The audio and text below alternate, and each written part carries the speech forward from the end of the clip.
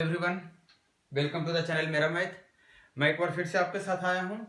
आज का जो वीडियो है डॉट रिलेटेड वीडियो है, जिसमें हम 2 क्वेश्चन ले रहे हैं। अच्छे से क्वेश्चन है, आपको समझना है कि बात को कैसे हम पकड़ेंगे। देखिए, क्वेश्चन आप बना लेंगे, क्वेश्चन बहुत टफ नहीं है, लेकिन हाँ, क्वेश्चन आप बनाएंगे तो हो सकता है आपसे 1-2 स्टेप ज्यादा हो जाएगा और हमें स्टेप कम करना है। पहला क्वेश्चन आप स्क्रीन पे देखिए, क्या क्वेश्चन कर रहा है, आप इसको समझना है आपको। कह रहा है यदि 120 का कोई x% कम कर दिया जाए तो वही परिणाम होगा जो 40 को x% बढ़ाने पर होता है। कहने का मतलब जो कि सवाल बड़ा अच्छा सा है, 120 है, इसको आप 120 का कुछ परसेंट कम कर दे रहे हैं तो वही रिजल्ट मिलता है जो 40 को हम कुछ परसेंट बढ़ा दे रहे हैं। लेकिन एक बात कॉमन है कि दोनों को आपको एक ही परसेंट बढ़ाना है। कहने का मतलब जितना परसेंट आप इसको बढ़ा रहे हो उतना ही परसेंट इसको घटा रहे हैं। देखिए, सवाल को हम पकड़ते कहां पे हैं, कहां से लॉजिकली कैसे सोचते हैं, आपको वो मैं बता रहा हूं। देखिए, मान लीजिए यहां से यहां की दूरी कितनी है, यहां से यहां कितने का गैप है, तो आप कहेंगे 80 का, 80 का गैप है। अब आप मुझे बताइए कि इसका 40%, इसका x% हम इसमें बढ़ाएंगे और इसका x% हम इसमें घटाएंगे। 40 का x% बढ़ाएंगे, 120 का x% घटाएंगे, तो हमारा अगर दोनों को हम जोड़ेंगे तो यही दूरी कवर करेगा ना। कवर करेगा कि नहीं कवर करेगा?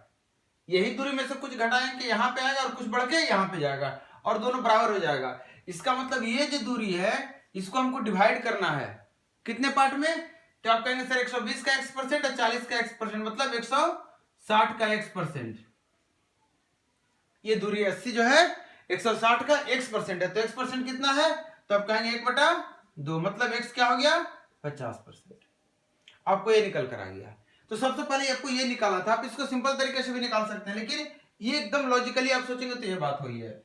अब हमसे जो क्वेश्चन पूछ रहा है वो ये पूछ रहा है कि हमें निकालने क्या बोल रहा है, बोल रहा है कि 210 का x% जो है 180 के x प्लस 20% से कितना कम है।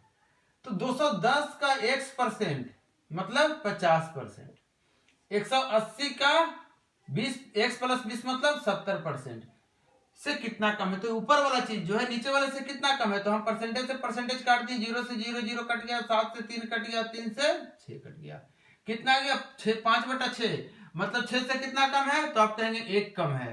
तो 1 के लिए कितना हो जाएगा, तो कहेंगे 1/6, और 100 के लिए परसेंटेज में 100 में जितना होता है वो क्या होता है परसेंटेज, तो कितना आ गया आपको 16.2/3%।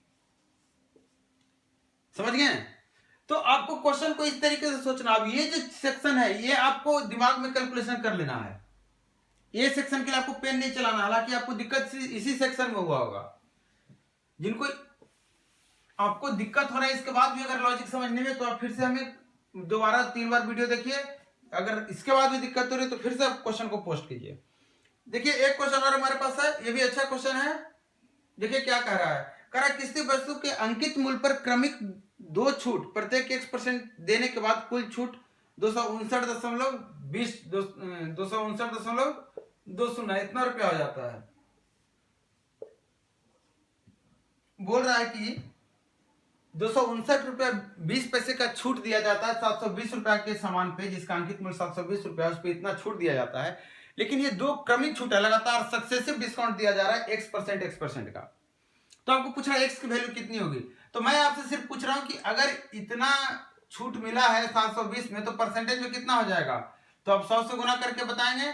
0 से 0 काट दिया, इसके लिए 1 0 से यहां 1 कट गया। अब मुझे बताइए कितना आ रहा है आपका 27 और ये 36,